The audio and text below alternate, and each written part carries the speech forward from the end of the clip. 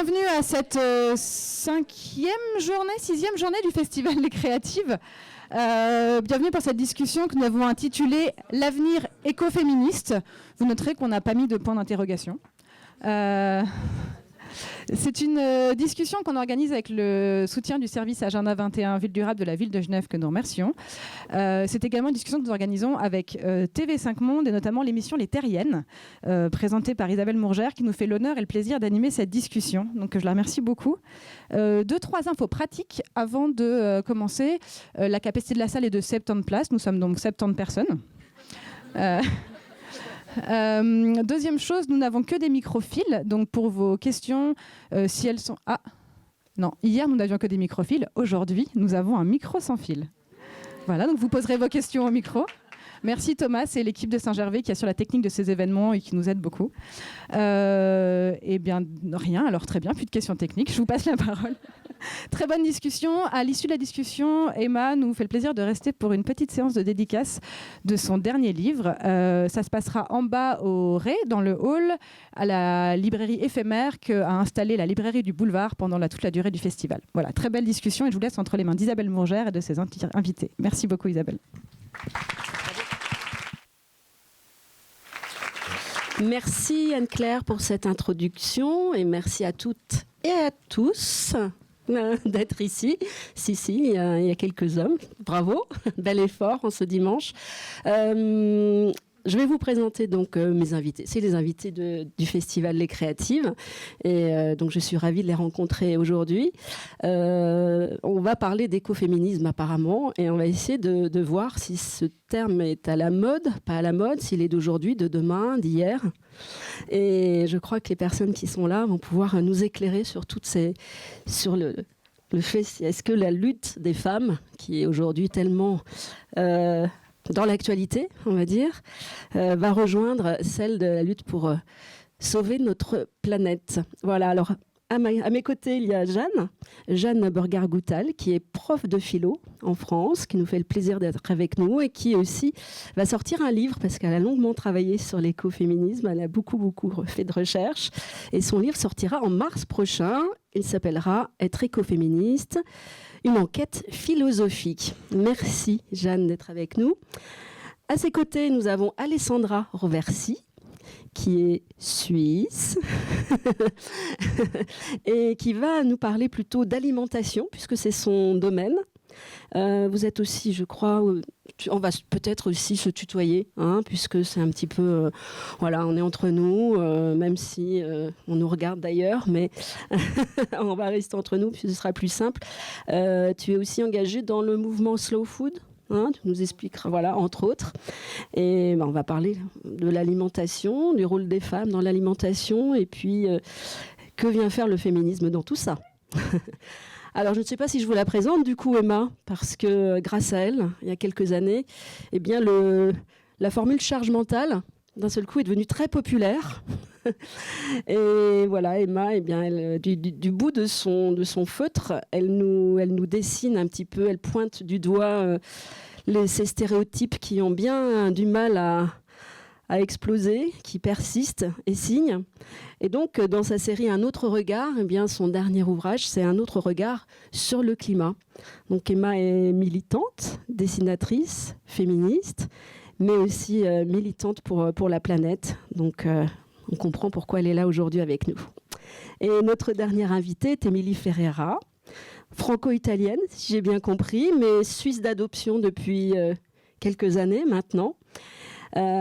Tu es militante notamment, surtout dans le collectif de la grève des femmes qui a soulevé tellement... Je crois que vous étiez toutes, non ? Le 14 juin dernier. Bravo. On va refaire le 14 juin tous les jours. On en rêve. En France, c'est le 23 novembre, c'est samedi, là. Et on aimerait bien rassembler autant de monde qu'en Suisse. Franchement, quel bel exemple. Alors, Émilie Ferreira, elle travaille déjà pour cette cause-là, pour la grève du 14 juin, mais aussi son autre casquette, c'est qu'elle milite au sein de la lutte paysanne et autochtone. Donc, on va voir aussi qu'elle a beaucoup de choses à nous dire sur cette thématique de l'écoféminisme. Alors, pour commencer... l'écoféminisme, c'est un peu un mot valise, comme on dit aujourd'hui. Et moi, j'avais envie de savoir un petit peu ce qu'il en était de ce mot et de l'origine, eh bien, savez-vous qu'on est le 17 novembre. Et il y a 39 ans, exactement, se déroulait aux États-Unis la première manifestation vraiment de taille d'écoféministes. Des femmes s'enchaînaient aux grilles du Pentagone contre le nucléaire, contre les guerres, pour le pacifisme. Certaines étaient déguisées en sorcières aussi. Il y a des sorcières modernes. Alors 39 ans après, on est là toutes et tous aujourd'hui. Je trouve que c'est une jolie date. Je ne sais pas si ça a été fait exprès par l'organisation des créatifs. Bien sûr. Donc on va célébrer ces 39 ans passés et voir si ce temps écoulé, ce concept, cette théorie, ce mouvement écoféministe est encore d'actualité.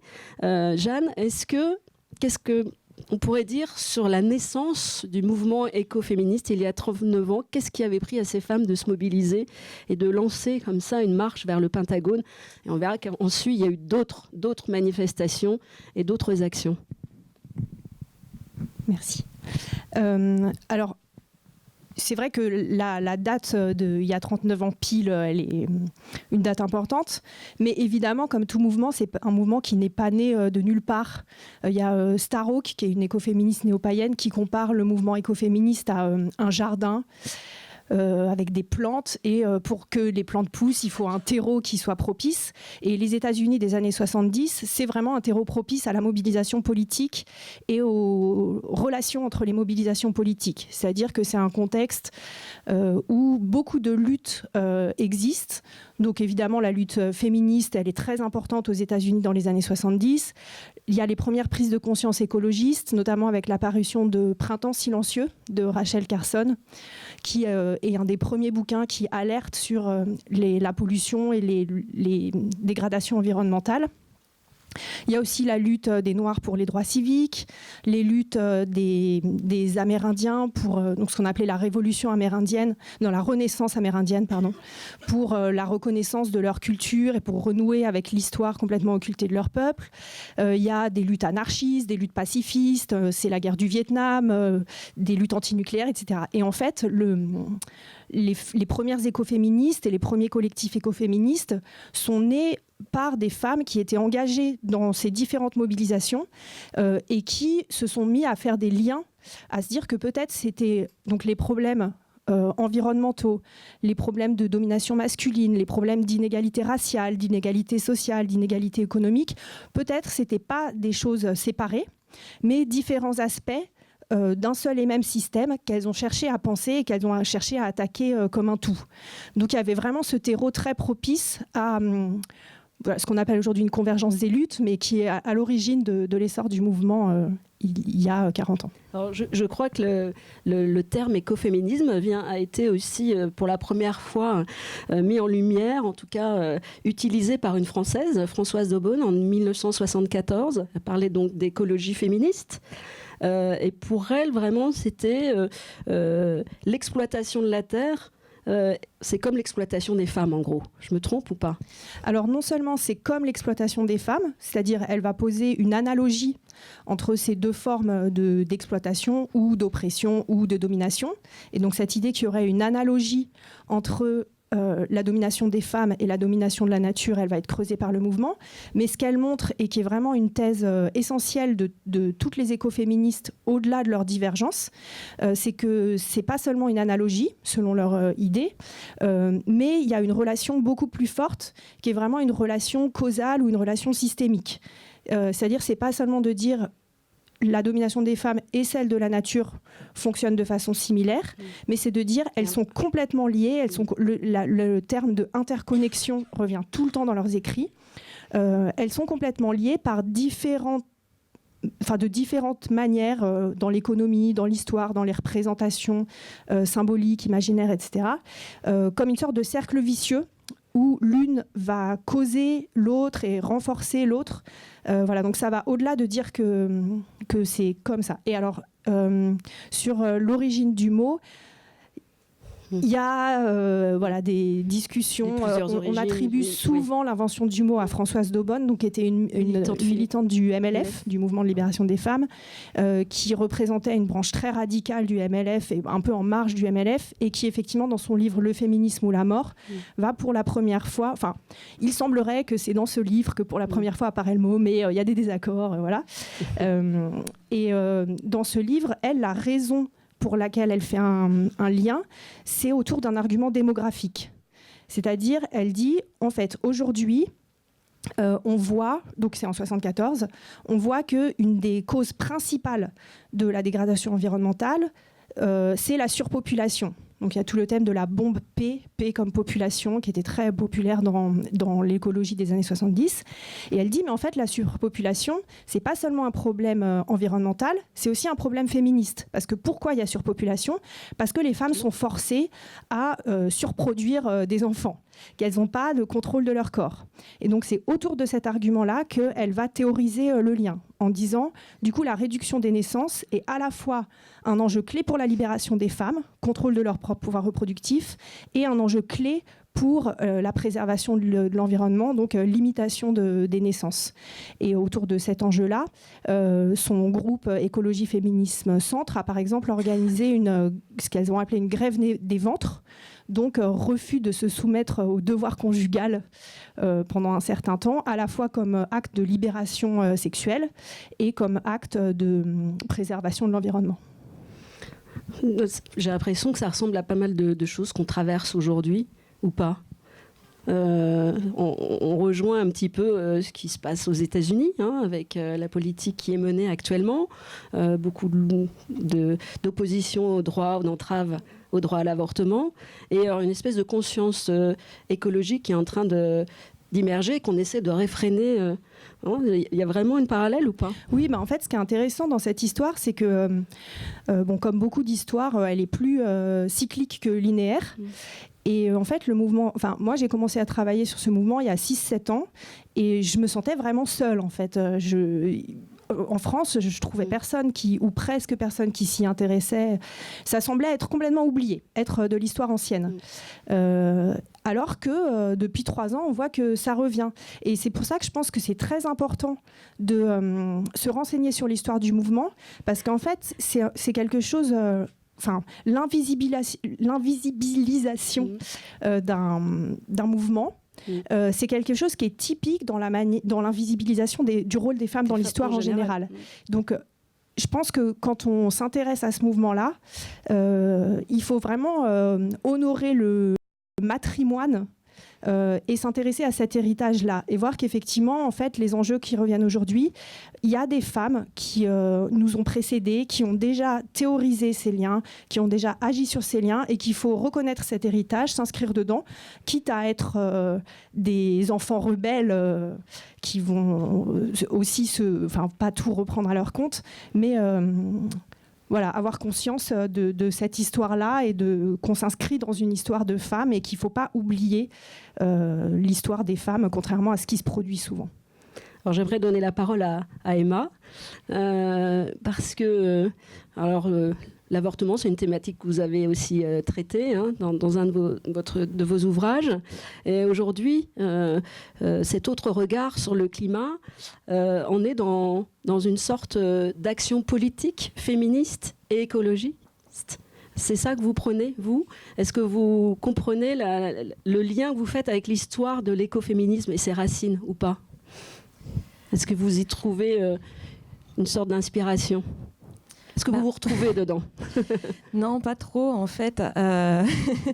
Moi, j'ai du mal à comprendre ce que c'est que l'écoféminisme, parce que je pense que c'est un peu ce que tu disais au début, c'est que c'était un peu un concept tiroir où il y a plein de choses et du coup plein de personnes, j'ai l'impression, commencent à s'en revendiquer, mais quand je pose la question mais du coup qu'est-ce que c'est, quelles sont les perspectives de lutte, surtout parce que moi c'est ça qui m'intéresse, et la seule réponse que j'arrive à avoir, c'est il y a un lien entre l'exploitation des femmes et l'exploitation de la nature.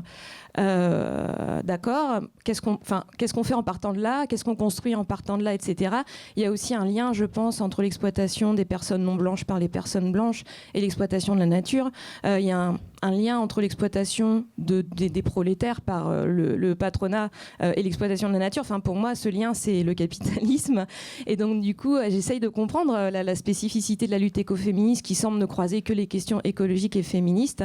Pour l'instant, je saisis toujours pas. Je suis allée un peu voir, du coup, à Paris, il y avait un festival écoféministe auquel j'ai été conviée, donc j'y suis allée. Et moi, ce que j'en ai conclu, c'est que quand même, il y a une différence, je pense, avec des luttes de femmes autochtones qui vont défendre leur territoire, notamment contre des politiques capitalistes et impérialistes.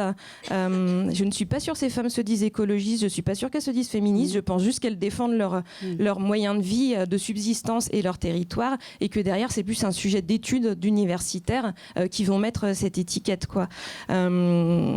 Et donc du coup je pense que c'est pas du tout la même chose de mener cette lutte quand on est dans un pays victime de l'impérialisme que quand on est dans un pays impérialiste comme la France.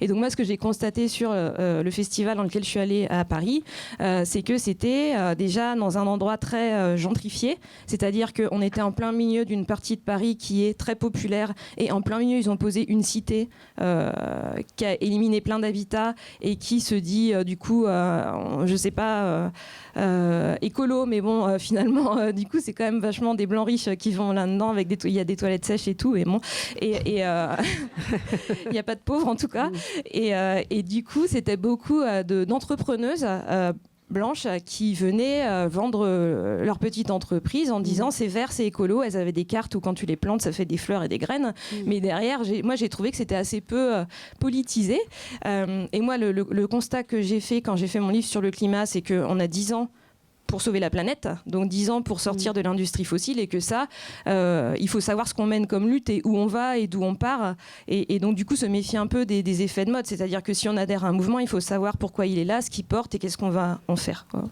Alors, oui. Est-ce que je peux juste... c'est justement pour ça que je pense que c'est important de connaître l'histoire du mouvement et de lire les textes du mouvement. Parce que, alors moi non plus, je ne me définis pas comme écoféministe. Je travaille sur ce sujet, je m'y intéresse, j'ai une affinité avec certains, voilà, beaucoup de valeurs du mouvement. Mais je ne suis pas du tout convaincue par tout. Mais on fait énormément de faux procès à ce mouvement-là. Et c'est vrai qu'en fait, il y a une sorte de... Je pense que tu parles du festival Après la pluie. Voilà. Donc effectivement, ce collectif-là, je pense, a choisi le terme écoféministe parce que ça sonne cool aujourd'hui. En fait, c'est en train de se médiatiser, de devenir à la mode. J'ai même vu des coques d'iPhone écoféministes. Donc en fait, ça devient une mode, et en fait, ça nuit complètement au mouvement. Alors que si on lit les textes des années 70, des années 80, de femmes qui étaient à la fois des théoriciennes et des militantes impliquées dans plein de luttes locales, etc. Par exemple, elles ont une théologienne écoféministe américaine qui s'appelle Rosemary Radford Ruther, je ne sais pas trop comment ça se prononce, R-U-E-T-H-E-R.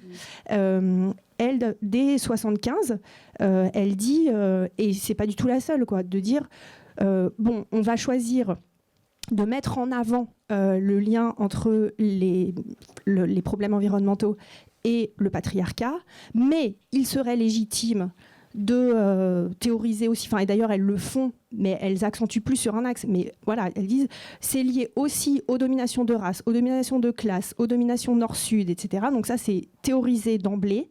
Et après, souvent, elles choisissent de mettre l'accent sur une domination, soit en disant il faut bien choisir un axe, soit en disant, et ça c'est une thèse clé du féminisme radical, en disant en fait la domination homme-femme est la matrice de toute autre forme de domination. Bon, ce qui est une thèse discutable, mais qu'on trouve chez plein de féministes radicales des années 70-80. Donc en fait, il y a tout à fait toutes les consciences que tu décris chez plein d'autrices écoféministes, mais seulement après dans la vulgarisation ou dans la récupération du mouvement. En fait, c'est une des ruses du capitalisme qu'on voit dans plein d'autres domaines. C'est que c'est le génie de la récupération d'une lutte en faisant un truc à la mode, genre je suis une sorcière, c'est cool. Et du coup, ça se fait au prix d'une dégradation totale et d'une trahison totale de ce qu'a été le mouvement réellement. Et très souvent, on ne va pas voir au-delà de ce qui est médiatisé. Je vois que Émilie voulait réagir. Alors, l'écoféminisme, c'est un phénomène de mode à la cool, sorcière bien aimée, tout ça, tout va bien, quoi. Alors du coup, c'est un problème du Nord un peu. Enfin, je veux dire, c'est une mode du Nord. Face au sud ou pas ? Absolument pas une mode déjà. Et pour moi, les origines des théories écoféministes, effectivement, viennent du privilège aux États-Unis, en Europe, où on a le temps de se permettre de travailler sur un aspect théorique sur ces questions. Les origines des luttes et des liens, des luttes climat avec toutes les autres formes d'oppression, des oppressions de la terre, l'accaparement, les oppressions des femmes, celles-là, elles viennent à la base du sud du monde et des communautés paysannes. Ici, Alessandra en parlera mieux que moi. Mais ces luttes, elles sont existantes depuis toujours. Et qu'aujourd'hui, on appelle ça de l'écoféminisme est une chose et qu'on est théorisé dessus est une chose. Mais ces luttes existent depuis toujours. Et ce sont les luttes autochtones, ce sont les luttes paysannes. Et ce lien, il est réel, il est concret, il est historique, il est très présent.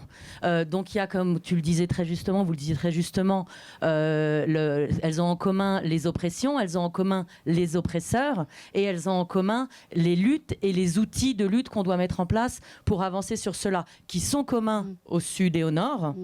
Et ça, c'est... Quels sont-ils alors ? Fondamentalement, c'est d'identifier. On peut raccourcir en disant le système capitaliste, mais ça va au-delà du système capitaliste. C'est tout le processus d'accaparement de la démocratie par les entreprises, c'est l'exploitation à outrance des ressources naturelles, des énergies fossiles, la mono-agriculture, etc., pour l'exploitation, l'export, enfin tous ces sujets qui font qu'aujourd'hui les terres sont appropriées, que les personnes sont déplacées et que dans ces déplacements, dans ces paupérisations, dans ces processus de précarisation, d'exploitation de la terre, ce sont les femmes qui sont en première ligne avant et toujours.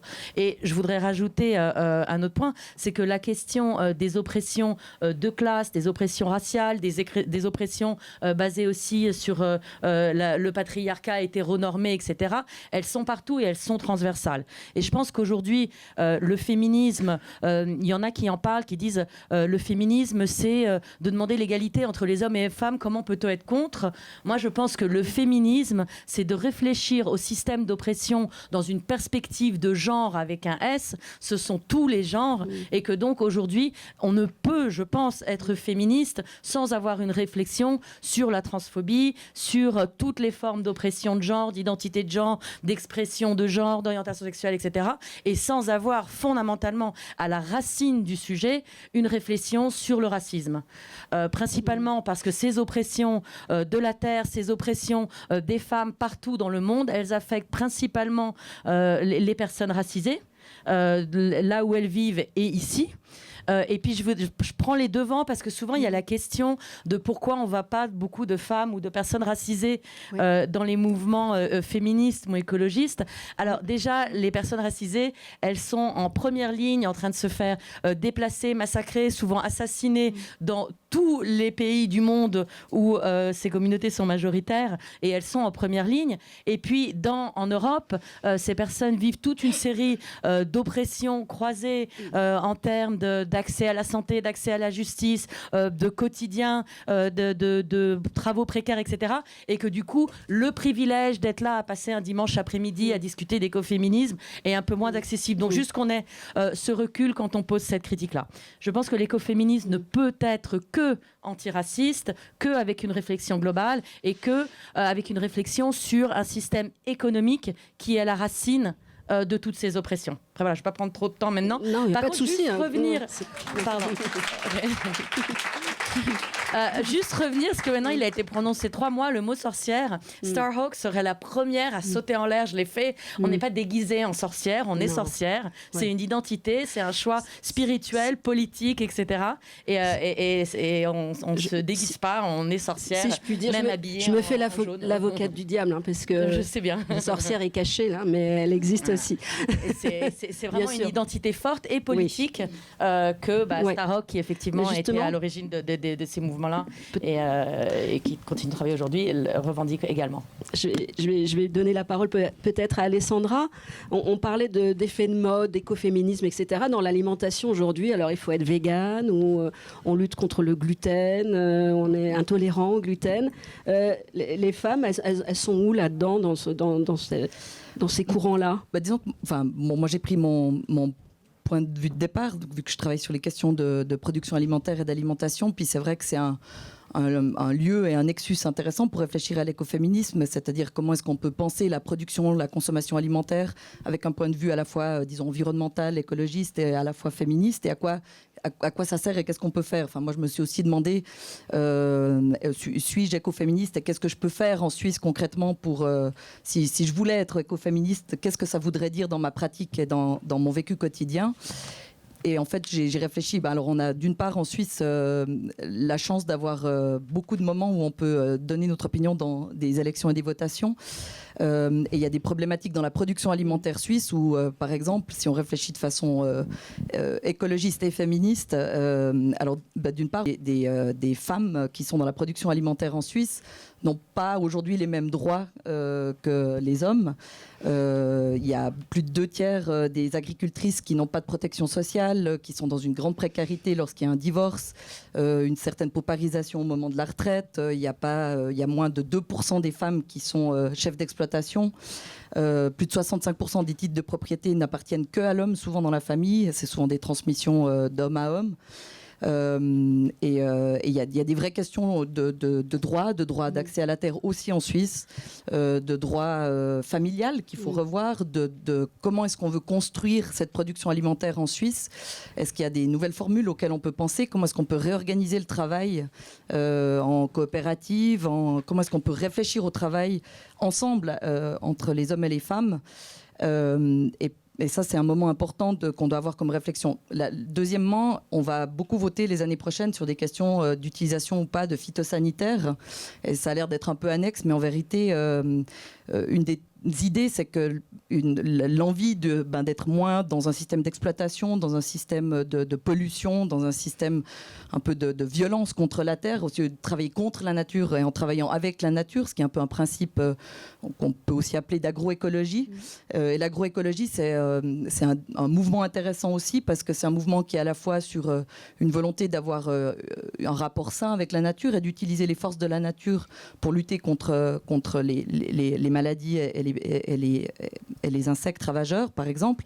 Mais c'est aussi une justice sociale. Et il y a beaucoup de convergence entre ce qu'on peut appeler l'écoféminisme et l'agroécologie. Et je vous encourage à réfléchir quand vous mettrez votre bulletin dans l'urne l'année prochaine. C'est sur l'agriculture que vous voulez. Est-ce que c'est une agriculture responsable, respectueuse, collaborative? Dans l'agroécologie, il y a beaucoup d'échanges d'informations, il y a beaucoup d'espaces de communication. Il y a beaucoup d'exemples de mouvements agroécologistes en Afrique où il y a beaucoup d'échanges d'informations entre les femmes.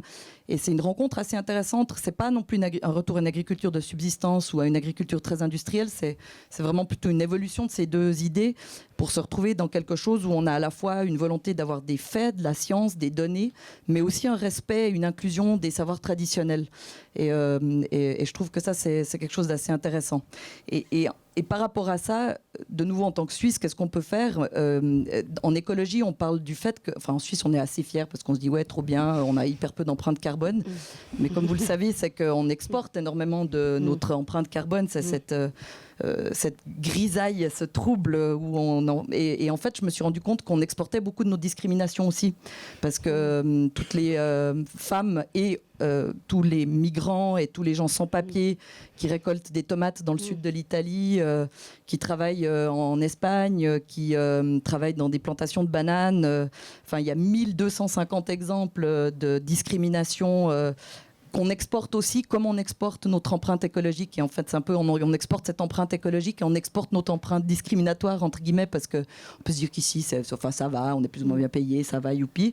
Mais c'est vrai que ce qu'on mange tous les jours, c'est le résultat d'énormément de mal-être, à la fois chez des êtres humains et au niveau mondial. Et je me suis permis j'ai demandé de vous amener ça si vous avez envie de jeter un petit coup d'œil, parce que c'est une 50aine d'associations qui ont travaillé ensemble. L'Observatoire du droit à l'alimentation et de la nutrition, et le thème cette année, vous le voyez, c'est le pouvoir des femmes. Et je trouve que c'est très intéressant parce que justement ça donne des exemples en Syrie, aux Philippines, en Angleterre, sur ce nexus entre la souveraineté alimentaire, la précarité des femmes et ce manque de respect qu'on a pour notre planète. Alors, c'est clair que tout ce que je dis, c'est pas très révolutionnaire et radical au sens où c'est pas changer de système, c'est travailler dans le système. Alors peut-être que c'est pas assez radical et révolutionnaire pour certains, mais je pense qu'on a pas mal de choses qu'on peut faire en Suisse, déjà en travaillant dans le système et en essayant de donner des voix aux femmes d'ici qui sont dans la production et la transformation alimentaire, à nous-mêmes en fait. Finalement, manger tous les jours, c'est un choix politique en fait. Chaque fois que vous choisissez quelque chose à manger, vous faites un choix politique. Donc faites-le en réfléchissant à ce nexus. Après, vous pouvez l'appeler comme vous voulez, à mon avis, mais je pense que c'est des guides de décision. Excuse-moi, je me rends compte que je n'ai pas répondu à ta question, savoir si l'écoféminisme était un phénomène de mode. Donc la réponse est non. L'écoféminisme est, en mon sens, essentiel, fondamental, un outil de lutte impératif. Et l'écoféminisme, en tout cas la réflexion, la perspective de genre, aujourd'hui, comme le disait Alessandra, est intégrée dans la question sur l'agroécologie. On a récemment obtenu, les paysans ont obtenu, après 20 ans de lutte, une déclaration sur le droit des paysans et autres personnes vivant en zone rurale qui a tout un aspect de développement autour de la question du genre qui est perçu comme fondamental pour avoir un effet de mitigation contre le changement climatique et pour pouvoir renverser la machine. Les processus internationaux qui se passent actuellement pour pouvoir limiter les droits et l'impunité des multinationales qui violent les droits ont toute une perspective de genre. Donc c'est quelque chose qui est absolument transversal et essentiel, et en tout cas pas un féminisme. Peut-être que le mot l'est, mais en tout cas, en termes de choix d'action et de choix de comment placer notre militantisme aujourd'hui, de réfléchir au climat, de réfléchir à changer les systèmes d'oppression, c'est de réfléchir avec une perspective de genre et une perspective écologique ou pas, sinon on ne fait pas le boulot. Alors justement, en parlant de mode, le vegan, je voulais juste répondre à l'histoire du véganisme, mais c'est intéressant. Bon, alors il y a effectivement tout un courant aussi féministe, antispéciste, vegan, enfin de nouveau dans cette même idée de convergence des luttes, d'une oppression similaire. Ce qui est intéressant, c'est que dans toute la production symbolique autour de l'alimentation, on est constamment aussi dans des choses extrêmement genrées. Bon, déjà, on est beaucoup dans des systèmes binaires, hein, urbain, rural, public, privé. Il y a dans toute cette construction sociale. Mais ce qui est intéressant, c'est qu'il y a beaucoup d'études qui montrent qu'on associe, par exemple, la viande au pouvoir masculin, à la masculinité, et puis que les femmes, elles aiment le sucre et la salade. Alors, ça a l'air comme ça, mais dans la théorie de la consommation et dans la sociologie de la consommation et dans la publicité à laquelle nous faisons tous face quotidiennement et sans arrêt, c'est extrêmement présent, en fait, cette représentation est un peu simpliste et binaire finalement, mais on est en plein dedans, et très souvent, hein, je veux dire, vous vous rappelez qu'il y a eu la soupe rose et la soupe bleue il n'y a pas longtemps à la Migros, parce qu'il y en avait une pour les enfants, les petits garçons sportifs, et pour les petites filles princesses. Donc on est encore récemment, c'est pas il y a 15 ans ou 20 ans. Donc il y a encore une représentation dans la force et le pouvoir symbolique de l'alimentation qui est très présente, effectivement. Hashtag il y a du boulot, comme dirait celle qui a créé Terrienne il y a presque une dizaine d'années, Sylvie Brébon, je lui fais un petit coucou au passage. Justement, on parlait de mode, mais on parle aussi de politique. Emma, si l'écoféminisme doit devenir un mouvement politique, ça veut dire qu'il faut que les écoféministes, les femmes, doivent prendre le pouvoir, ou pas? Comment? Allez, on continue. Je ne sais pas trop comment répondre à ça. Bon, moi, je pense, mais du coup, c'est un petit peu tout ce qui a été dit ici. C'était que, en fait, ce qui traverse tous ces rapports de domination, c'est l'oppression économique, en fait. Donc, aujourd'hui, c'est le capitalisme, mais il y a eu des organisations économiques précédemment qui étaient oppressives aussi. Et du coup, pour moi, l'idée, c'est d'en finir avec cette oppression économique, donc d'en finir actuellement avec le capitalisme, pour effectivement reprendre un pouvoir démocratique et horizontal en tant que femme, en tant que classe de travailleurs et travailleuses, en tant que personne racisée. Mais ça ne veut pas dire en fait qu'il faut que être anticapitaliste et que mener la lutte anticapitaliste. Ça veut dire qu'il y a plein de luttes. En fait, il n'y a pas un mode d'emploi de la lutte. Donc moi, je ne sais pas ce qu'il faut faire. Il y a plein de luttes qui émergent parce qu'en fait, ce qui fait émerger les luttes, c'est un moment, un sujet, une souffrance qui prend les gens aux tripes et qui fait qu'on se lève et que voilà, on fait un truc. Et je pense que notre travail, c'est de soutenir et d'aider ces luttes à s'organiser et à tenir et à gagner dans la durée, quoi. Donc moi, que cette lutte, elle s'appelle écoféministe ou éco-socialiste ou que ce soit des luttes antiracistes ou des luttes pour même contre la fermeture d'une usine, ou même, enfin, moi, quand tu dis que c'est pas révolutionnaire, ce que tu dis, je suis pas d'accord, parce qu'en fait, toutes les luttes ont une portée révolutionnaire dans le sens où elles se mettent en travers du rouleau compresseur capitaliste. Donc à partir du moment où, en tant que militants, on fait partie de ces mouvements et qu'on les aide à tenir, à s'organiser avec nos connaissances militantes, quelles qu'elles soient. Enfin, moi, je milite pas depuis très longtemps. On avance par là, quoi. Est-ce que c'est pas aussi un mouvement peut-être où on a besoin aussi de visages aussi pour représenter ce genre de courant? Alors je sais pas, je pense que tout le monde va peut-être hurler ou pas. Il y a la jeune Greta Thunberg, qu'on voit partout sur les écrans, devenue icône ou pas, selon. Alors elle est beaucoup critiquée. En tout cas, c'est un visage, c'est une femme, c'est un jeune visage. Qu'est-ce qu'on peut en dire? Il y a d'autres personnalités qu'il faudrait peut-être mettre en avant pour creuser un sillage, si je puis dire. Qu'est-ce que vous pouvez dire là-dessus? Personnellement, je ne suis pas du tout en faveur de la personnalisation des luttes et de mettre des visages. En l'occurrence, Greta Thunberg, c'est une personne de genre féminine, mais c'est une jeune fille. C'est une jeune fille Asperger. Et je trouve que de la mettre en avant à ce point et le poids des critiques, le poids de la médiatisation, pour moi, est malsain, inadéquat, injuste et pour... Enfin, je ne les connais pas, donc je leur dirai le jour où je les rencontrerai. Je ne comprends pas que ses parents la mettent dans cette situation, très sincèrement.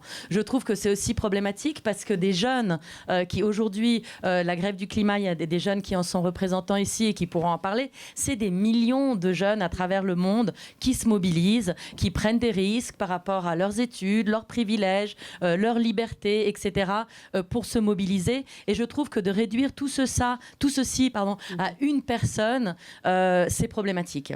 Après, voilà, je trouve, l'autre jour, j'ai vu passer un petit meme sur Facebook qui disait que finalement, c'est à tour d'Halloween et qu'en fait, c'était pas la peine de se déguiser pour faire peur, il suffisait qu'il y ait une Greta Thunberg. Et en même temps, ça, c'est dangereux parce que est-ce que tout s'écroule le jour où cette femme part en burn-out? Je sais pas. Donc oui, on a besoin de porte-parole. Nous, en tout cas, dans le collectif de la grève, on a donc créé ce groupe qui est un groupe de travail, convergence entre lutte féministe et lutte climat. Certaines de mes collègues sont là, donc elles pourront en parler aussi. Nous, ce qu'on a vraiment envie de faire en premier lieu, c'est de se former en tant que femme et non-femme pour comprendre ces enjeux, comprendre ces problématiques. Parce que oui, comme tu le dis très justement, les luttes émergent autour de moments de crise, mais ça, c'est une fois de plus parce qu'on est privilégié et qu'on peut se permettre d'avancer dans nos vies en grande partie en ignorant certaines des problématiques, dont celle de l'usine qui va fermer, qui est aussi usine X, ou Y ou Z, il y en a plusieurs, et on peut se permettre d'ignorer tout ça. Donc de systémiser cette réflexion, de se former entre nous pour pouvoir comprendre ces sujets, se les approprier. Et nous, on est vraiment en train d'essayer de mettre en place, avec le collectif et au sein du collectif de la grève, des moments d'échange, même des moments d'échange informels. Nous, on a eu des moments où des femmes ont pu dire « mais moi, capitaliste, je comprends pas. Féministe, je comprends. Pourquoi je suis féministe? Est-ce que si je suis féministe, je suis contre les mecs? Est-ce que si je suis féministe... » Et on a envie de créer tous ces moments où on peut se poser ces questions et grandir ensemble et créer des générations, mais en tout cas une époque où on est politisé et on est porteur de tout cela. Et ça, pour moi, ces petites choses-là, elles sont toutes révolutionnaires, en fait. Et elles sont toutes essentielles au changement. Donc oui, on a besoin de figures, on a besoin de gens comme Jeanne, ou Alessandre, enfin chacune, ou Emma, où chacune avec son art, son outil peut exprimer les choses, parce que c'est dans la diversité d'expression qu'on arrivera à communiquer en masse avec différentes types de populations. Donc on a besoin de figures, mais on a besoin toutes d'être une figure porteur de changement, d'évolution, de réflexion, de doute. Et à chaque fois qu'on émet un doute, on permet à quelqu'un d'autre de se poser la question, de réfléchir, d'avancer, d'élaborer et de co-créer. Et je pense que le premier acte révolutionnaire, on en parlait, est-ce que c'est, je ne sais plus comment tu as posé la question, si c'était un mouvement écoféministe, politique. La première chose qu'on fait, c'est de créer des espaces où on dialogue dans le respect des uns des autres, dans l'écoute les uns des autres. Ça, c'est révolutionnaire, ça, c'est écoféministe, ça, c'est créateur et c'est politique. Et je pense que ça, c'est un des premiers actes qu'on peut faire. C'est bien pour ça qu'on ouvrira la discussion avec tout le monde qui est là tout à l'heure. Oui, tu parlais de personnalisation. Après, je voulais juste rendre attentif au fait que cette idée de personnalisation, si on la prend au sens de personnaliser, pour moi, il y a toute cette tension quand même qui est là dans l'idée de l'écoféminisme, comme dans les autres mouvements, entre l'individu et le collectif. C'est-à-dire qu'on essaye d'individualiser ces luttes et puis de comprendre ce qu'elles veulent dire pour nous et qu'est-ce qu'on peut en faire et comment est-ce qu'on peut les manœuvrer. Puis après, de reproduire ça en termes de collectif et de commun, c'est extrêmement difficile. Ce qui est...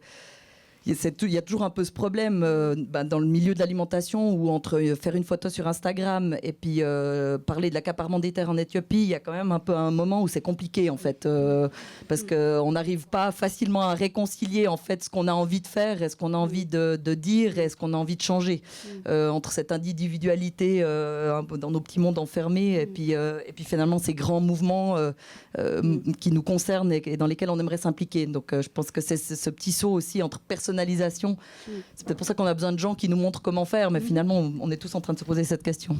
Il y a une personnalité que vous avez rencontrée, Jeanne, qu'on peut citer ici, c'est Vandana Shiva.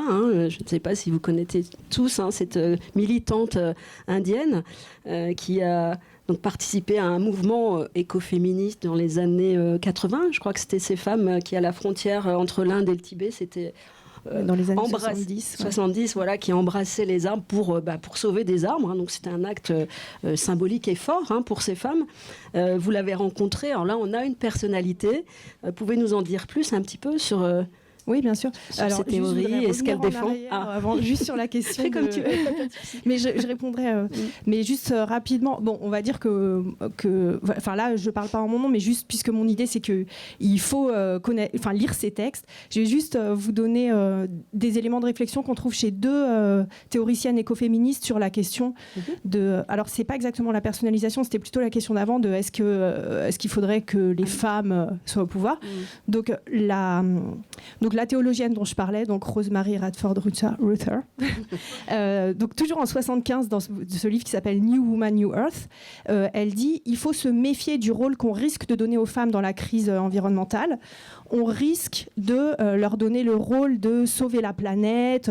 Voilà, nous on fout le bordel et puis vous, les anges sauveuses, vous allez réparer tout ça. Donc dès 75, en fait, elle dit attention, il risque d'y avoir une sorte de romantisation de la figure féminine et on voit effectivement que dans le fait de mettre en avant des figures de femmes ou de jeunes filles, on peut analyser ça avec une sorte de suspicion en se demandant est-ce que c'est pas ce qui est en train de se passer. On met en avant une jeune fille, donc ça va être aux femmes de réparer les dégâts. Et une analyse d'une autre autrice, donc une sociologue allemande écoféministe qui s'appelle Maria Mies, qui a justement coécrit un livre avec Vandana Shiva et qui a écrit aussi des livres toute seule. Elle dit il n'y a aucune raison, enfin elle écrit noir sur blanc, les femmes ne sont pas le genre meilleur, il n'y a aucune raison de penser qu'une femme qui accéderait au même poste de pouvoir qu'un homme ferait un meilleur boulot. Donc pour elle, donc c'est une écoféministe marxiste. Elle a une analyse vraiment systémique des rapports de classe, des rapports de domination, etc. Et elle dit voilà, si une femme devient, enfin il n'y a pas à se réjouir qu'une femme devienne présidente d'un État ou présidente d'une boîte du CAC 40. Si elle accède, enfin le système fait que c'est pas une question d'individu, c'est pas une question de est-ce que tu es un homme ou une femme, c'est un truc systémique. Donc homme ou femme, c'est, enfin voilà, du coup pour elle effectivement elle adopte une position révolutionnaire, voilà. Et après Vandana Shiva, voilà, en fait oui, qui est anti-système à sa manière. Oui, alors bon, Vandana Shiva, c'est une, elle est très controversée. Oui. Bon, moi en vrai, j'ai passé 1 mois et demi dans son ONG en Inde, mais je l'ai vue plusieurs fois. J'ai réussi à lui extorquer 5 minutes de discussion à force de la harceler. Un jour, j'ai réussi à la coincer au déjeuner. Mais sinon, voilà, alors, il y avait un couple d'Américains qui étaient là, qui ont leur propre chaîne YouTube. Donc, eux, ils n'ont eu aucun problème pour faire une interview avec elle et la filmer. Moi, c'était un peu plus compliqué. Du coup, voilà, je ne saurais pas... dire vraiment des choses sur elle qui vont plus loin que ce que j'ai pu... Son engagement, elle, c'est d'abord la sauvegarde des semences, enfin... oui, donc... Voilà, elle a fondé... pour elle, la sauvegarde de la terre, c'est la femme. Hein, ça passe par la femme. Elle prône beaucoup de choses. Et là aussi, ça rejoint la question de Greta Thunberg. Moi, j'ai tendance à me méfier des prêches. C'est vachement facile de dire « How dare you ?» ou c'est vachement facile de dire Monsanto, tous pourris, tout ça. Après, Vandana Shiva, elle appartient à la caste des brahmanes, elle est ultra privilégiée. En 1 mois et demi sur place, j'ai eu quand même du mal à comprendre finalement à qui profitait cette lutte, à qui profitait ce discours. Donc en fait, je suis repartie de mon séjour en Inde avec presque encore plus de questions qu'avant. Voilà, c'est des figures très ambiguës en fait.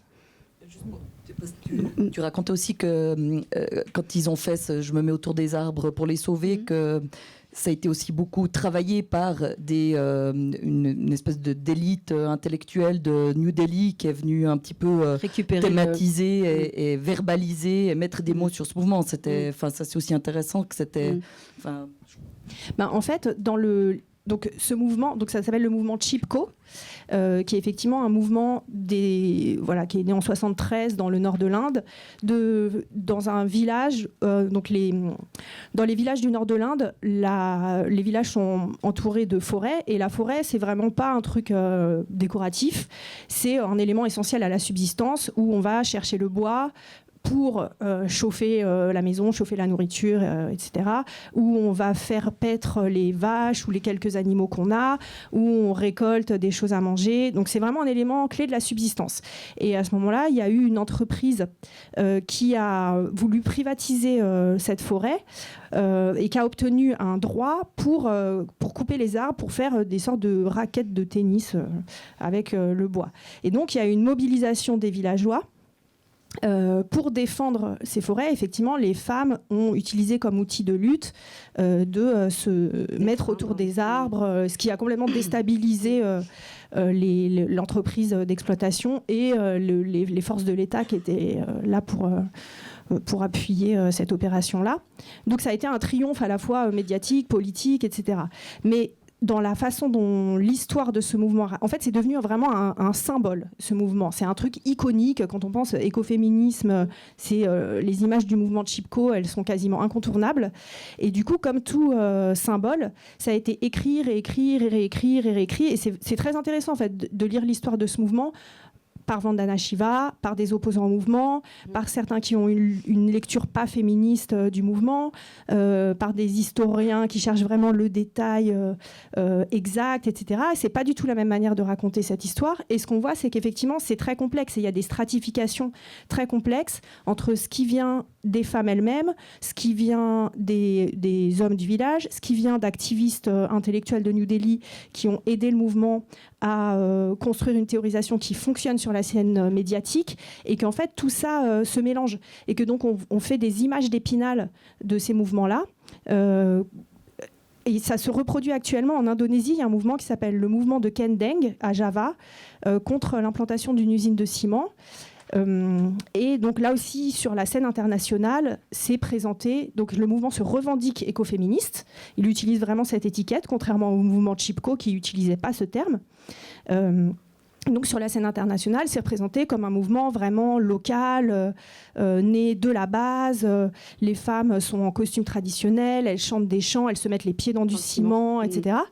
Et après, quand j'ai une amie qui est anthropologue et qui étudie ce mouvement-là, et en fait, quand on est sur place, on comprend qu'en vrai, il y a des rapports de domination et des questions de stratégie médiatique qui sont très compliquées et qui brisent complètement l'image d'Épinal super belle et cohérente qu'on aurait envie de se faire de ces mouvements depuis la France ou la Suisse. Il y a pas mal de femmes engagées en politique, écologistes, et on a l'impression qu'elles ne se revendiquent pas féministes pour autant. Est-ce qu'on peut être écologiste, femme, sans être féministe ?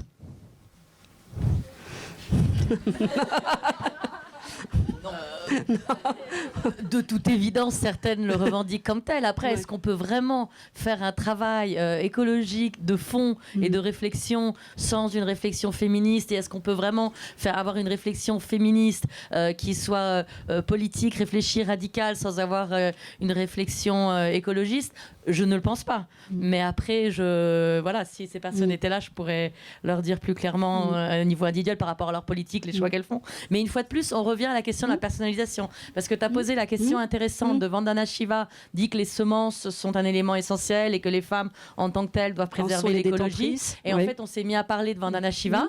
Au lieu de parler des semences et des ressources et de l'importance de l'accès aux ressources que sont effectivement les semences que les paysans ont perdu ou sont en train de perdre selon les lieux, le droit de les reproduire, de les préserver, de les échanger, de les adapter justement aussi face au changement climatique.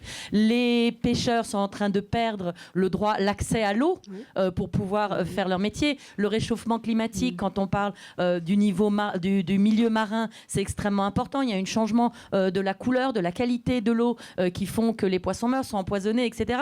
Donc tout l'équilibre écologique en termes nature et tout l'équilibre écologique en termes alimentation et donc santé publique, réflexion collectivement comment on s'organise, tout ça, ça a à voir avec l'accès aux ressources et comment sont utilisées. Et effectivement, traditionnellement, partout où les aliments sont produits, ce sont en grande majorité les femmes qui ont la responsabilité du transport de l'eau, de l'accès à l'eau, de la préservation des semences, de l'échange des semences. Ce sont les femmes qui font dans la plupart des foyers, et là on généralise bien sûr, mais dans la plupart des foyers au nord comme au sud, qui font les choix alimentaires, donc qui font les choix ou pas de préserver la souveraineté alimentaire dans le sens d'une alimentation qui soit saine, suffisante et adéquate. Et en adéquate, ça veut aussi dire en adéquation avec la culture et le milieu écologique du coin. C'est-à-dire, est-ce qu'on va manger un truc qui a été préparé à l'autre bout du monde, non seulement parce qu'il y a la question du transport, de l'exploitation des paysans du Sud,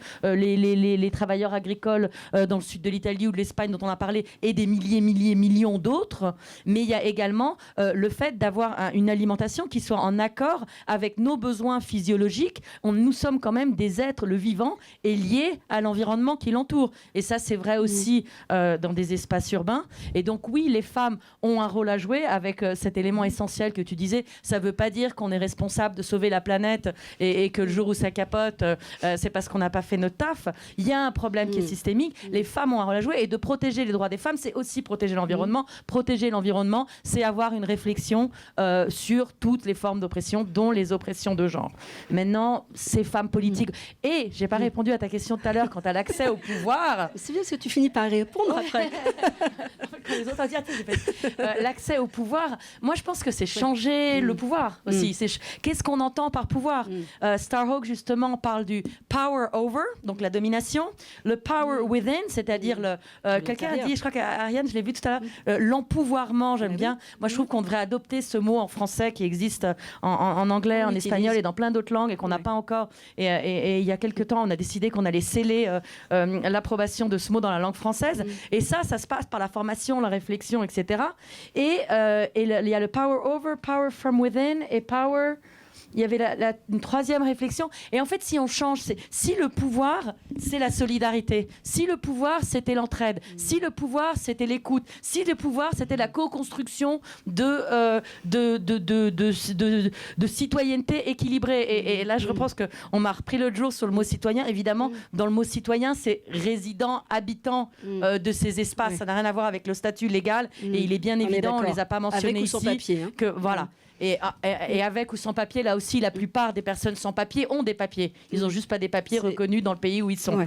Donc, indépendamment du statut administratif, et les personnes migrantes font partie des personnes particulièrement opprimées, en particulier par les questions climatiques, auxquelles il faut penser en premier lieu. Donc, est-ce que des femmes au pouvoir dans le système actuel, ça changerait les choses ? J'y crois pas trop. En revanche, un changement de système avec la prise de pouvoir collective et donc qui est une prise de pouvoir en termes de réflexion, d'accaparement et de choix de fonder nos relations, nos collaborations sur la base de la solidarité, de l'harmonie, de l'entraide et de et du respect, en fait, ça oui, ça fait un réel changement. Et peut-être qu'effectivement, là-dedans, on a un rôle à jouer parce qu'on a peut-être moins la pression sociétale je rigole parce qu'en fait, on a écrit un texte récemment, il y a plein des mots sur lesquels on a débattu en spécifique. Et la question sociétale, on a moins cette pression de devoir être l'alpha mâle qui ramène des ronds, qui doit faire ci, qui doit faire ça. Donc peut-être que c'est plus facile pour nous de développer ces relations un peu plus... et ça, pour moi, ça fait partie d'un projet politique concret. On va pas tarder à donner la parole au public qui va réagir à tout ce qu'on a abordé. Emma, tu voulais intervenir peut-être. Il y a une charge mentale, il y a une charge écologiste alors aussi. Ça va encore peser sur les femmes. C'est à nous de faire le boulot. Alors, il y a un peu ça, mais juste par rapport à ce que tu as dit, moi je suis d'accord qu'en tant que personne conditionnée comme femme, on a d'autres modes de militantisme à proposer que les modes un peu virilistes qui peuvent exister. Mais par contre, il faut quand même avoir conscience de qui on a en face, c'est-à-dire que le réchauffement, il ne se produit pas tout seul. Souvent, on dit que c'est l'anthropocène ou l'humanité. C'est pas l'humanité, c'est une petite partie de l'humanité qui a organisé tout le mode de production pour son propre profit. Et en fait, l'humain normal, il n'a jamais eu son mot à dire là-dedans, quoi. Un des exemples que moi, j'ai cité dans mon travail, c'est l'exemple de l'automobile aux États-Unis, où en fait, il y a General Motors qui s'alliait avec un pétrolier et Firestone, les pneus, pour racheter tout le système de transport en commun aux États-Unis, arracher les rails, mettre les tramways au rebut et instaurer l'automobile partout.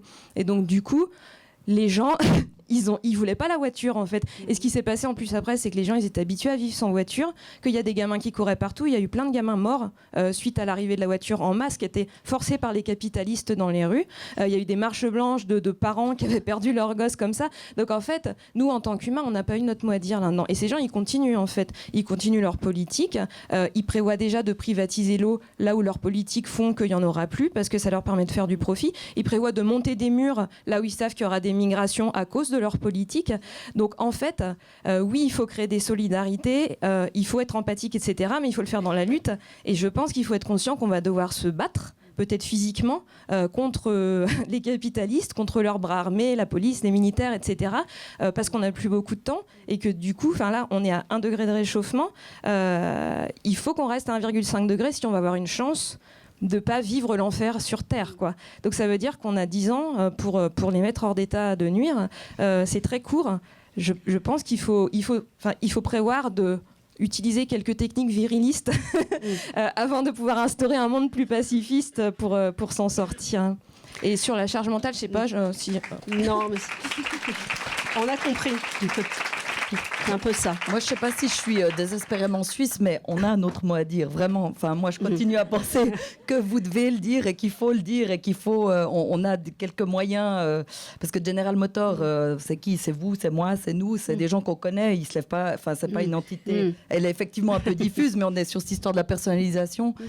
Il faut faire gaffe aussi de pas trop dépersonnaliser. C'est des gens qui... alors, bon, on va pas voter aux États-unis, mais... Ici, moi, il n'y a pas de système de votation. Et d'ailleurs, je ne cherche pas à être élue, donc je ne le fais pas pour moi, mais je pense vraiment qu'on est dans un pays où on peut dire souvent ce qu'on a envie de dire, et je vous encourage à utiliser quand même ces vecteurs-là. D'ailleurs, on l'a fait récemment. Je pense qu'on a fait quelque chose de...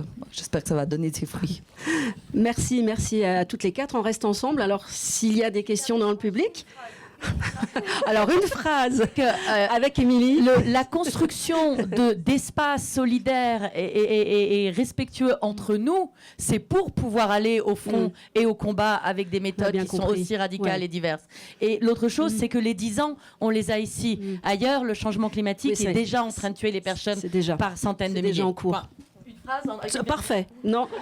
Et je pense que là... ça peut susciter plein de questions, ou non? Ah, je vois des bras qui se lèvent. Alors, je ne sais pas où est le micro qui est destiné au public. Sinon, moi, je peux passer le mien, tout simplement. Hop. Si le filet est là-dessus. Voilà, bonjour. Alors, merci déjà pour toutes ces informations et ces réflexions. J'ai une question qui m'interroge beaucoup, c'est l'allaitement. En fait, c'est lié à l'alimentation. J'allaite personnellement depuis presque 3 ans ma deuxième fille, et j'ai fait ce choix parce que j'ai été en contact avec des mamans qui allaitaient longuement leurs enfants, et que j'ai donc reçu des informations que je n'ai pas reçues par les voies traditionnelles de la médecine, etc., et qui m'ont donné envie d'allaiter plus longuement mon enfant pour des raisons de santé. Et puis, en cours de route, j'ai vu que c'était aussi, qu'il y avait aussi une raison écologique d'allaiter son enfant plus longuement, parce que ça évite d'utiliser le lait de vache, ça évite d'utiliser du lait pour jeunes bébés en fait qui arrivent dans des emballages. Enfin, il y a vraiment une raison écologique. Et en même temps, je trouve que c'est un sujet extrêmement sensible parce que déjà, je pense que ça met la femme dans une place de différence de l'homme, justement. Enfin, les hommes n'allaitent pas, ne peuvent pas pour l'instant allaiter, que je sache. Mais enfin, même si j'ai entendu des choses intéressantes, que je dois faire des recherches, mais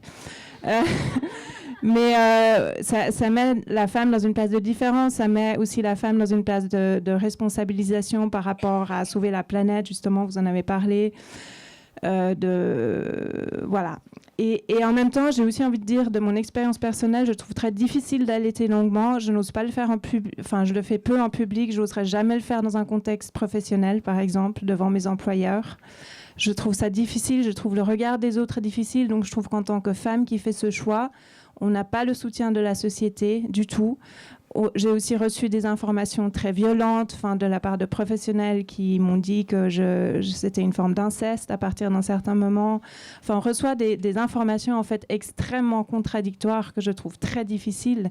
Et je trouve que cette question... Enfin, je me demandais, voilà, est-ce que dans l'écoféminisme, cette question, elle est traitée? Ou dans le féminisme, quelque part, est-ce qu'elle est traitée? Si oui, comment, par qui, où en est la situation aujourd'hui? Merci. Moi, je dirais que chacun a le droit de faire ce qu'il veut, mais en gros, il faut peut-être revenir. Voilà. Moi, il y a ensuite une discussion publique en fait que j'entends peu en fait, à part entre mamans. D'accord. Ok. Ouais. Alors. Il y a des députés, femmes qui allaitent en public pendant des séances du Parlement. Je crois que c'est peut-être pas aussi. Voilà. Mais. Oui. Alors là, il y a une discussion nord-sud qui sera intéressante parce que je crois que sur le continent africain, ça pose vraiment aucun souci. Voilà. Mais qui voudrait répondre aurait un élément de réponse. Moi, je ne l'ai pas personnellement, mais... Donc, alors, très bien.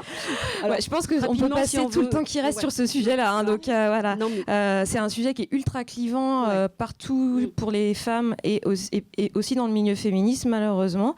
Moi, je trouve dommage que des deux côtés, parce que qu'il y ait deux côtés déjà, et que les deux côtés se placent dans l'injonction. Donc si on a décidé, alors j'aime même pas le terme de pas allaiter, parce qu'en vrai, même avec un lait artificiel, un biberon, on allaite. En fait, on ne le laisse pas mourir de faim. Donc moi, j'ai décidé d'allaiter au lait artificiel après avoir potassé les études et tout ça, qui m'ont permis de conclure que je ne mettais pas la vie de mon enfant en danger en faisant le choix du lait artificiel, enfin ni sa vie ni sa santé. Donc j'ai fait ce choix.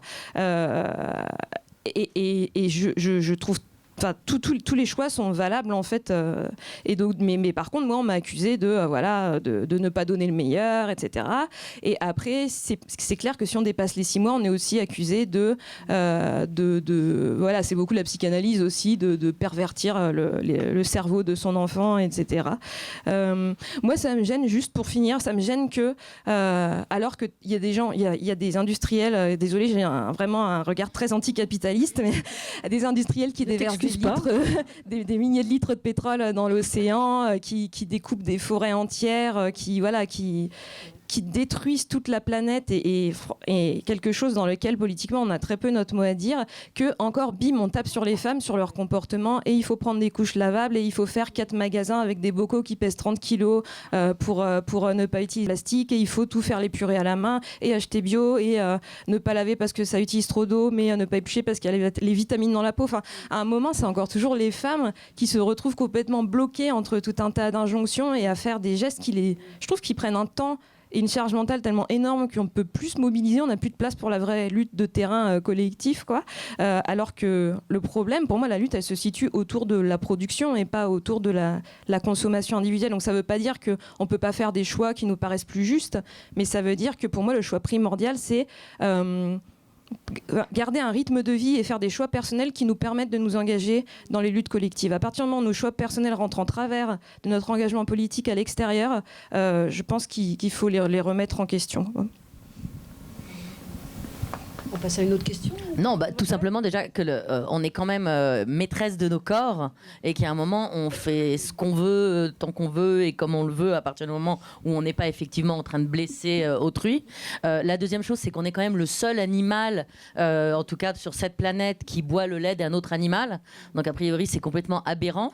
On n'a pas les enzymes pour digérer le lait d'un autre animal et on n'a pas en théorie les enzymes pour digérer le lait de manière générale. Après, je ne sais plus si c'est 9 mois, 1 an et demi, les avis divergent. Et c'est vrai qu'en termes de souveraineté alimentaire et d'écologie, l'allaitement fait partie des étapes, fait partie des processus pour la souveraineté alimentaire et pour voilà. Et l'importance de ce que dit Emma, qui est effectivement que chaque femme a le choix de faire quelque chose qui lui correspond. Il y a des femmes qui n'aiment pas allaiter, il y a des femmes qui ne sont pas confortables dans le fait d'allaiter, c'est ok qu'elles ne le fassent pas. Moi j'ai adoré ça, tu m'en parles, mon fils a 14 ans, j'allaite plus depuis 12 ans et j'ai une montée de lait là qui me vient parce que j'ai trouvé que c'était génial, mais c'est un choix personnel et je pense que tu as le droit de l'assumer sur ton lieu de travail ou où tu veux et de demander le soutien autour de toi parce que je pense que tu l'auras. Si je peux juste finir par replacer cette question aussi un peu dans l'histoire des théories féministes. Enfin, vite fait, on peut dire, si on part du féminisme, qui est le féminisme le plus répandu en France, alors en Suisse aussi, je suppose, mais en France, qui découle vraiment directement de Simone de Beauvoir. Dans le deuxième sexe, il y a vraiment, je sais pas, une dizaine de pages. Enfin, tout le premier chapitre, en fait, il est sur la biologie féminine. Et donc, elle parle des règles, de la grossesse, de l'allaitement, de l'accouchement, etc. Et elle présente ça comme une sorte d'aliénation des femmes qui ont la malchance, contrairement aux hommes qui peuvent être vraiment à 100% des individus. Elles auraient, dans sa vision, la malchance que leur individualité soit parasitée par l'espèce et que dans leur propre corps, tous les mois, elles sont parasitées par l'espèce. Voilà, en tant que reproductrice avec l'ovule, les règles, tout ça, et qu'elles sont parasitées après par l'espèce. Enfin, il parle de la nécessité de reproduire l'espèce pendant la grossesse, pendant l'accouchement, pendant l'allaitement, et elle décrit ça comme vraiment des trucs horribles.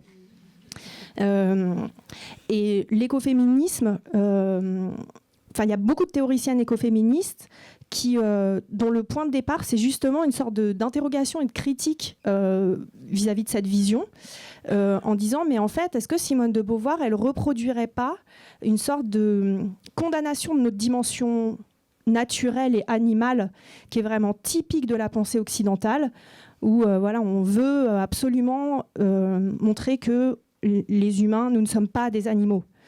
Nier notre dimension de naturalité, d'animalité, de mammifère, ce qui serait une des sources conceptuelles de la crise écologique, de dire voilà, la nature c'est pas nous ne sommes pas la nature, donc et donc elles, leur position, et c'est des textes qui eux-mêmes ont été très critiqués évidemment, ça revient à dire en fait cette dimension naturelle de l'être humain, de tout être humain, mais qui se manifeste de façon peut-être plus évidente chez les femmes au moment de phénomènes très clairement mammifères, du genre l'accouchement, l'allaitement, etc. Peut-être qu'en fait, il faut arrêter de condamner ça et qu'on peut revendiquer cette dimension et y voir une beauté, etc. Alors souvent, on a dit oui, c'est essentialiste et tout ça, ce qui n'était pas du tout l'intention de départ. C'était plutôt antinaturaliste. Mais du coup, on voit que, par exemple, dans l'exemple que vous donniez, de dire que vous n'osez pas publiquement ou face à vos employeurs allaiter, on voit que cette manifestation de notre animalité et de notre dimension corporelle dans un contexte professionnel, public, social, c'est très problématique. Et si on élargit, moi je suis prof de philo au lycée et là pendant 2 ans j'enseignais pas, donc j'avais perdu l'habitude des rythmes scolaires et tout ça, et du coup j'avais pu me caler plus sur des rythmes naturels, faire la sieste l'après-midi, tout ça, donc j'avais découvert les rythmes du corps. Et voilà, en plus, je fais une formation de prof de yoga. Donc, du coup, en fait, je découvre que contrairement à la façon dont on m'a dressé et dont on nous dresse dans notre scolarité, dans les rythmes professionnels, etc., en vrai, il y a des rythmes naturels, il y a des rythmes du corps et ils n'ont rien à voir avec les rythmes auxquels on est astreint. Et là, je vois avec mes élèves, et franchement, ça me fait de la peine pour eux et je ne sais pas trop comment faire, que, par exemple, oui, quand on a cours de philo de 13 à 14 heures, en fait, c'est l'intestin qui travaille, c'est pas le cerveau. Et c'est normal. Mais cette reconnaissance qu'on a un corps, ce corps a des besoins, ce corps a des rythmes, ce corps a des limites. Et l'allaitement, c'est un des cas les plus spectaculaires. Mais en fait, c'est tout le temps. Et en fait, il y a vraiment une absence totale de reconnaissance et qui est très violente de cette dimension-là. Et ça fait partie aussi du problème écologiste. C'est-à-dire si on nie complètement qu'on est nous aussi des animaux inclus pleinement dans un environnement, après on comprend qu'il puisse y avoir cette sensation de distance qui permet une dégradation. Est-ce qu'on passe à une autre question ? Ah oui.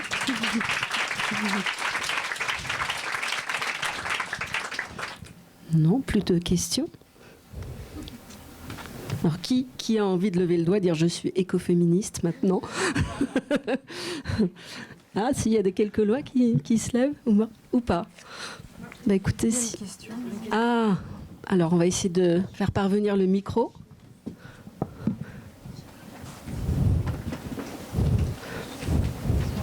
Parce que si on veut mener la lutte, c'est maintenant, on peut poser des questions. C'est justement par rapport à ça. Merci d'ailleurs pour toute la discussion, c'était vraiment passionnant. Moi, je me revendique comme écoféministe. C'était par rapport à la remarque d'Emma au début qui parlait de « Ok, mais concrètement, comment ça se manifeste dans les luttes ?» Cette convergence de l'aliénation de la nature, des femmes, des personnes racisées, des indigènes, des personnes pauvres dans un système capitaliste. Et en fait, le fait que on peut voir qu'en fait il y a une hiérarchie qui s'est mise en place sur des valeurs, et il y a les valeurs dites masculines qui sont considérées comme supérieures aux valeurs dites féminines, ou alors qui ont été liées aussi à la nature, et que la naturalisation des femmes et des personnes racisées et tout ça, et des opprimés de manière générale, a justifié leur oppression par une partie opprimante. Et en fait, pour moi, l'opportunité qu'il y a dans l'écoféminisme, c'est de se réapproprier ces valeurs qui ont été considérées comme inférieures et dire en fait non, peut-être qu'elles sont une opportunité pour renverser la machine et réintégrer les écosystèmes et réintégrer je ne sais pas si je suis très claire, mais disons que il faut aussi faire cette inversion des valeurs et dire en fait c'est pas les femmes qui sont des hommes comme les autres, c'est aussi les hommes qui sont des femmes comme les autres, et c'est aussi et de dire que peut-être qu'on peut inverser les logiques et dire que le conditionnement qu'on a donné aux femmes ou aux personnes opprimées, c'est peut-être une opportunité pour repenser toute notre organisation et notre rapport au monde et les relations d'interdépendance qu'on peut créer avec notre environnement, mais aussi les uns avec les autres. Voilà, c'était ce que je voulais dire. Je ne sais pas si c'était très clair.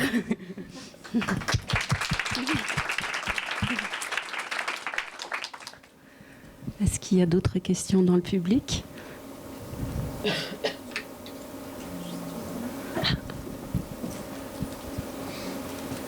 Juste ici. Alors bonjour, c'est pas vraiment en fait une question, c'est plus une remarque. En réalité, on introduit notre groupe de travail Convergence des luttes féministes et climatiques au 2e étage à 16h. Donc si justement vous avez envie de vous investir dans quelque chose, déconstruire aussi les choses et continuer à en discuter et regarder ce qu'on peut faire, vous êtes les bienvenus et rejoignez-nous. Très bien, merci pour cet appel. D'ailleurs, je crois, Émilie, il y avait quelques rendez-vous que tu voulais donner. C'est le moment. Alors, déjà, pour dire qu'au niveau de la grève du 14 juin, donc le collectif Genevois de la grève, dont effectivement beaucoup de femmes ici font partie, on est vraiment dans une optique, on ne lâche rien. C'est-à-dire que l'année dernière, il y a eu la construction de ce mouvement de masse et d'amener les femmes dans la rue et d'inverser un petit peu la dynamique de pouvoir, et puis de pouvoir imposer un agenda féministe, féminin dans tous les espaces politiques. C'est ce qu'on a fait. Ça, c'était une première étape. C'était une goutte d'eau, même si c'était énorme. Maintenant, il y a le travail de politisation, de formation, de construction et de défense et d'arriver au bout des revendications qu'on a soulevées pendant la grève du climat. Donc pour ça, j'ai les lunettes, le corps, les rythmes du corps. Pour ça, d'abord, le mot d'ordre, c'est « on ne lâche rien ».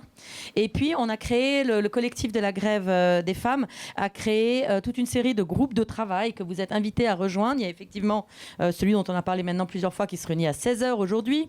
Il y a un groupe contre les violences faites aux femmes qui a un premier élément d'agenda le 25 novembre avec une manifestation contre les violences faites aux femmes qui ensuite sera suivi d'une table ronde organisée par les créatives à l'Alhambra à 18h30. On a un groupe sur l'égalité salariale, les assurances sociales et l'AVS. On a soulevé toutes ces questions. Je pense que pour beaucoup de femmes, la question de l'égalité salariale était une des raisons pour lesquelles elles sont descendues dans la rue. En France, c'était la semaine dernière. En Suisse, c'est depuis le 21 octobre que proportionnellement les femmes ne sont plus payées. Donc ce groupe de travail, il faut le rejoindre. On a besoin de le renforcer parce qu'on a besoin d'arriver au bout d'une victoire politique, c'est pas juste de soulever le problème. Il y a un autre groupe de travail qui travaille sur les répartitions des tâches et du travail du CARE.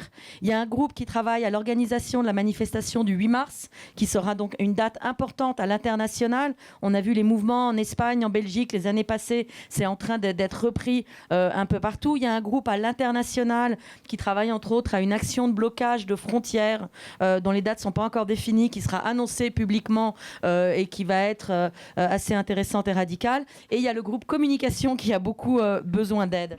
Maintenant, en termes de rendez-vous concrets, pour ceux et celles qui ne viendraient pas au rendez-vous annoncé tout à l'heure par Paulina, le 4 décembre, à partir de 18h au Café Gavroche, on aura le premier café dialogue créé par le groupe Convergence Climat.